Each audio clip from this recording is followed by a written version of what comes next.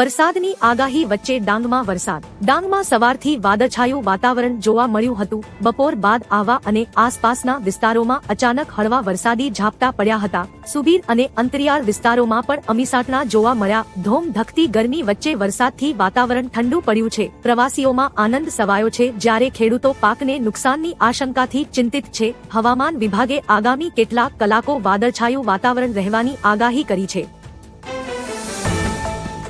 PM મોદીએ માફી માંગી. લોકસભામાં મહિલા અનામત બિલ 2026 નિષ્ફળ ગયું છે, જેને લઈને પીએમ નરેન્દ્ર મોદીએ રાષ્ટ્રજોગ સંબોધન કર્યું હતું, જેમાં બિલ અટકી જવા બદલ અત્યંત ખેદ વ્યક્ત કરી હતી અને દેશની તમામ માતાઓ અને બહેનોથી માફી માંગી હતી. વધુમાં પીએમ મોદીએ કોંગ્રેસ, ડીએમકે, ટીએમસી અને એસપી પર આકરા પ્રહાર કર્યા હતા અને કહ્યું કે આ લોકોએ પોતાના સ્વાર્થ માટે રાષ્ટ્રીય હિતને નુકસાન પહોંચાડ્યું છે અને દેશની મહિલાઓના સપનાઓને કચડી નાખ્યા છે.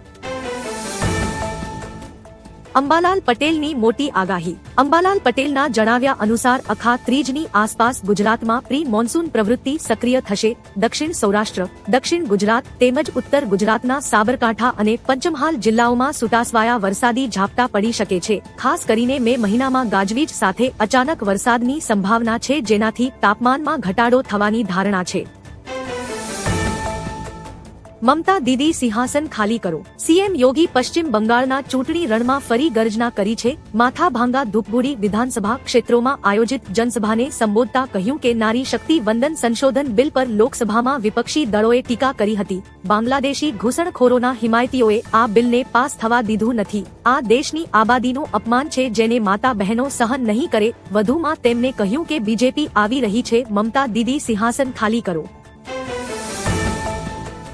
ધર્મપુર પંથકમાં ગાજવીજ સાથે કમોસમી વરસાદ. વલસાડ જિલ્લામાં સવારથી વાદળછાયું વાતાવરણ રહ્યા બાદ બપોરે ધર્મપુર તાલુકામાં અચાનક વરસાદી ઝાપટા પડ્યા હતા. હનુમત માળ અને આસપાસના અંતરિયાળ વિસ્તારોમાં વરસાદનું જોર વધુ જોવા મળ્યું હતું. ભર ઉનાળે પડેલા આ માવઠાથી વાતાવરણ ઠંડુ પડ્યું અને લોકોને ગરમીમાંથી મોટી રાહત મળી છે. હવામાન વિભાગે વેસ્ટર્ન ડિસ્ટર્બન્સને કારણે દક્ષિણ ગુજરાતમાં વરસાદની આગાહી કરી હતી. ભારત 3000 જવાન અને 5 વોરશિપ રશિયા મોકલશે. ભારત અને રશિયા તેમની મિત્રતાને મજબૂત બનાવવા માટે વધુ એક મોટું પગલું ભરવા જઈ રહ્યા છે. એક કરાર હેઠળ બંને દેશો એકબીજાની જમીન પર 3000 સૈનિકો, 10 લશ્કરી વિમાનો અને 5 યુદ્ધ જહાજો તૈનાત કરી શકશે. આ પગલું એવા સમયે લેવામાં આવ્યું છે જ્યારે વિશ્વ અભૂતપૂર્વ સુરક્ષા ચિંતાઓનો સામનો કરી રહ્યું છે. આ વ્યવસ્થા ભારત રશિયન રિલોસ હેઠળ લાગુ કરવામાં આવી છે. ટીએમસીનો ભયકાળ સમાપ્ત થવાનો છે. પશ્ચિમ બંગાળના બાંકુરામાં પ્રધાનમંત્રી મોદીએ ચૂંટણી જનતાને સંબોધિત કરતા કહ્યું કે બંગાળ ચૂંટણી નવો ઇતિહાસ રચવા જઈ રહી છે. ટીએમસીનો ભયકાળ હવે સમાપ્ત થશે. બીજેપીના વિશ્વાસનો સેવાકાળ આવવાનો છે. 4 મે રોજ શું પરિણામ આવશે, જેની ઝલક ટીએમસીના વરિષ્ઠ નેતાઓની ભાષામાં દેખાય છે. ધંધુકા હત્યાકાંડ પર દેવનાથ બાપુનો હુંકાર. ધંધુકામાં ધર્મેશ ગમારાની હત્યાના મામલે કચ્છના મહંત દેવનાથ બાપુએ આકરી પ્રતિક્રિયા આપી છે. તેમણે કહ્યું કે ગુજરાતમાં જેહાદી તત્વોનું મનોબળ વધી ગયું છે. યોગી સરકાર જેવી કડક કાર્યવાહી અને એન્કાઉન્ટર થાય તો જ આવી હત્યાઓ અટકી શકે. બીજી તરફ હત્યા બાદ 100 થી 125ના ટોળાએ બજારમાં તોડફોડ કરી હતી. પોલીસે રાયોટિંગનો કેસ નોંધી તપાસ શરૂ કરી છે. ગુજરાતમાં ગરમી વચ્ચે માવઠાની આફત. ગુજરાતમાં કાળઝાળ ગરમી વચ્ચે હવામાન વિભાગે આજે અને કાલે કમોસમી વરસાદની આગાહી કરી છે. અમરેલી, ભાવનગર, સુરત અને ભરૂચ સહિતના 9 જિલ્લાઓમાં માવઠું પડી શકે છે, જેના કારણે તાપમાનમાં 2 થી 4 ડિગ્રીનો ઘટાડો થવાની સંભાવના છે. હાલ 6 શહેરોમાં પારો 40 ડિગ્રીને પાર છે. ત્યારે આ વરસાદથી ગરમીમાં રાહત મળશે, પરંતુ ખેડૂતોની ચિંતામાં વધારો થયો છે. સિંગતેલના ભાવમાં ઘટાડો. મોંઘવારીના માર વચ્ચે સારા સમાચાર સામે આવ્યા છે. સિંગતેલના ભાવમાં ઘટાડો થયો છે. સિંગતેલના ડબ્બાના ભાવમાં 35 રૂપિયાનો ઘટાડો થયો છે, જ્યારે કપાસિયા તેલના ડબ્બાના ભાવમાં 30 રૂપિયાનો ઘટાડો નોંધાયો છે. આ ભાવ ઘટવાના પાછળનું કારણ માર્કેટમાં નવી આવક, તેલ આપતા ઉત્પાદનમાં તોંતિક વધારો અને કેટલાક વૈશ્વિક પરિબળો જોડાયેલા છે. તેલના ભાવ ઘટતા સામાન્ય વર્ગના પરિવારોમાં આનંદ છે. પીએમ મોદીએ બંગાળમાં ઝાલમુડી ખાધી. રવિવારે પશ્ચિમ બંગાળના ઝાડગ્રામમાં રેલી બાદ વડાપ્રધાન નરેન્દ્ર મોદી એક દુકાને રોકાયા અને ઝાલમુડી ખાધી હતી. દુકાનદારે જ્યારે પૂછ્યું કે તમે ડુંગળી ખાઓ છો ત્યારે પીએમએ વિનોદમાં જવાબ આપ્યો, હા ડુંગળી ખાઉં છું, બસ દિમાગ નહીં. આ મજાકભરી ક્ષણનો 40 સેકન્ડનો વિડીયો અને તસવીરો પીએમ મોદીએ પોતાના સોશિયલ મીડિયા એકાઉન્ટ પર શેર કરી છે, જે વાયરલ થઈ રહ્યો છે. ચારધામ યાત્રા શરૂ, ગંગોત્રી યમુનોત્રીના કપાટ ખુલ્યા. ઉત્તરાખંડમાં આજથી પવિત્ર ચારધામ યાત્રા શરૂ થઈ ગઈ છે. ગંગોત્રીના કપાટ બપોરે 12:15 વાગ્યે અને યમુનોત્રીના કપાટ બપોરે 12:30 વાગ્યે ખોલવામાં આવ્યા. ગંગોત્રીમાં પ્રથમ પૂજા વડાપ્રધાન નરેન્દ્ર મોદીના નામે કરવામાં આવી, જેમાં મુખ્યમંત્રી પુષ્કરસિંહ ધામી હાજર રહ્યા. કપાટ ખુલતાની સાથે જ ભક્તો માતા ગંગા અને યમુનાના દર્શન માટે મંદિર તરફ આગળ વધી રહ્યા છે.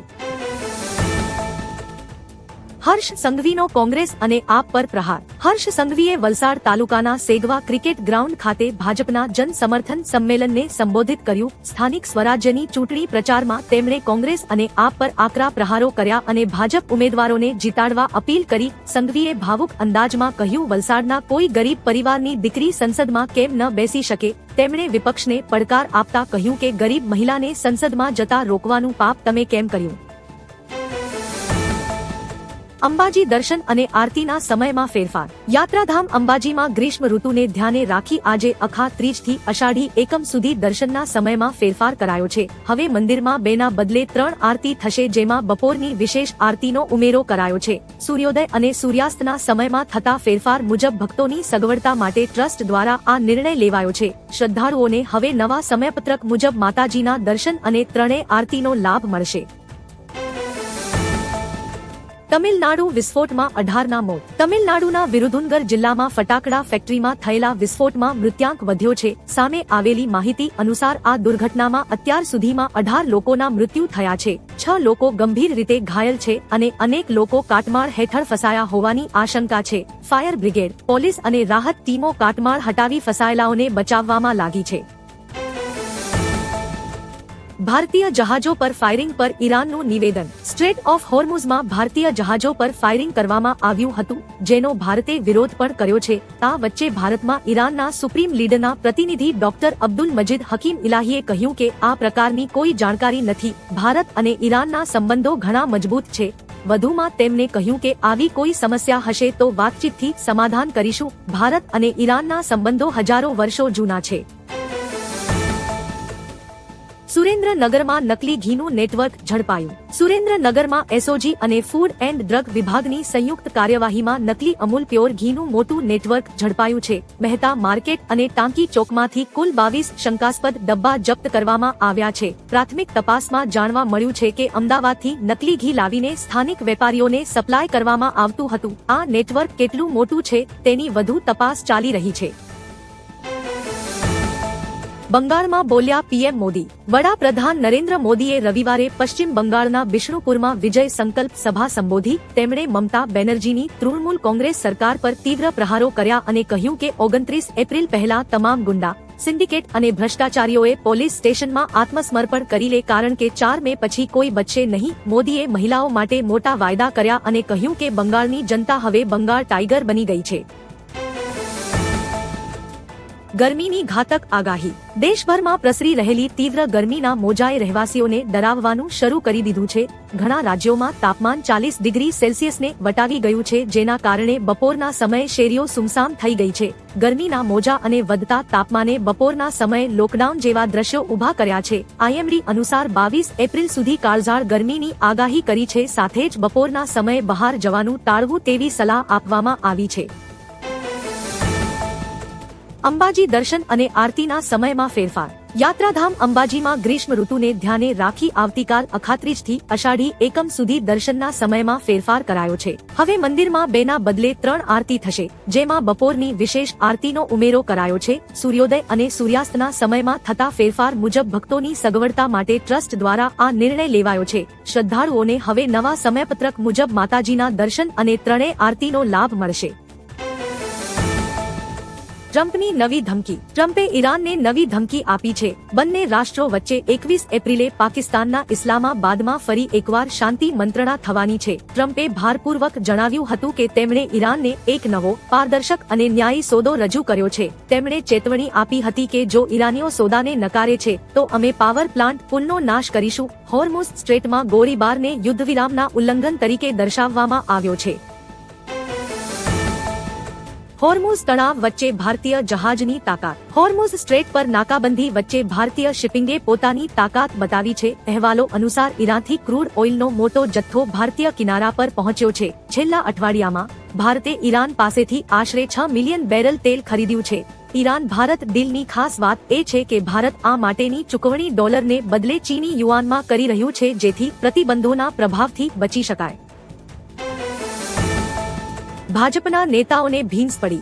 સુરતના વરાહામાં ભાજપ નેતા અલ્પેશ કથિરિયાને જનતાના ઉગ્ર રોષનો સામનો કરવો પડ્યો છે. ગ્રીન ઝોન સોસાયટીમાં પ્રચાર દરમિયાન મહિલાઓ અને યુવાનોએ અમે દંડા ખાધા, તમે કેમ ભાગો છો તેમ કહી અલ્પેશને રોકડું પરખાવ્યું હતું. સ્થાનિકોએ રસ્તા અને સુવિધાના મુદ્દે ડીજે બંધ કરાવી નેતાઓનો ઉધડો લીધો હતો. સત્તા હોવા છતાં કામ ન થતા પાટીદાર મતદારોએ નેતાઓને સવાલોના ઘેરામાં લીધા છે. ઈરાનનો અમેરિકાને મુંહતોડ જવાબ. હોર્મુઝમાં વધતા તણાવ વચ્ચે ઈરાની સંસદના સ્પીકર મોહમ્મદ બાઘર ગાલિબાફનું નિવેદન સામે આવ્યું છે, જેમાં તેમણે કહ્યું કે હોર્મુઝ સ્ટ્રેટ પર ઈરાનનો સંપૂર્ણ નિયંત્રણ છે.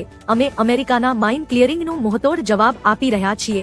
વધુમાં તેમણે કહ્યું કે પરિસ્થિતિ સંઘર્ષની અણી પર પહોંચી ગઈ છે. તેમણે કહ્યું કે અમેરિકનોએ તાજેતરના દિવસોમાં નાકાબંધીની જાહેરાત કરી છે, જે એક ગેરવ્યાજબી અને મૂર્ખ નિર્ણય છે.